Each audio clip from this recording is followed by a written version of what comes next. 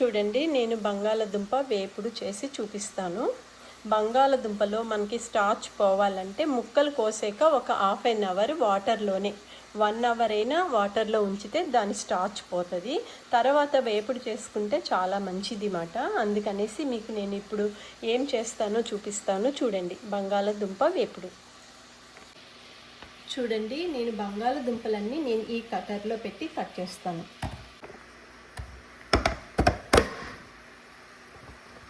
చూడండి, బంగాళదుంప ముక్కలన్నీ ఇట్లా కటర్లో కట్ చేసేసుకున్నాను. ఇప్పుడు చూడండి, ఇప్పుడు బంగాళదుంప ముక్కలన్నీ ఈ చల్లటి నీళ్ళలో వేస్తున్నాను. ఎందుకంటే దాన్ని స్టార్చ్ పోవాలంటే 1 గంట సేపైనా ఇట్లా నీళ్ళలో ఉంచాలి.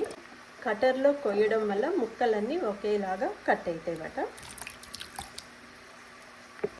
చూడండి, పొటాటో 1 అవర్ అయిపోయింది. ఇట్లా మంచిగా నీళ్ళలో నానబెట్టేసి పోగున్నాయో చూడండి, స్టార్చ్ అంతా కూడా పోయింది. చూడండి, ఒక ప్యాన్ తీసుకున్నాను.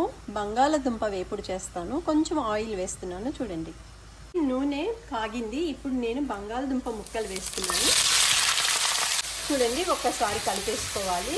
కలుపుకున్నాక మెల్లగా చిన్న మంటలో వేగితే చాలు. బంగాళదుంప వేపుడు ఈజీగా అయిపోతుంది.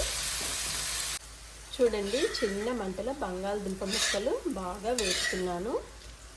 స్టార్చ్ తీసి ఇట్లా వేపుకోండి. మీరు కూడా కొంచెం బంగాళదుంప వేపుడు అంటే అందరికీ ఇష్టం కదా. ఇట్లా మనం స్టార్చ్ తీసి వేపుకొని తింటే ఏమీ పర్వాలేదు.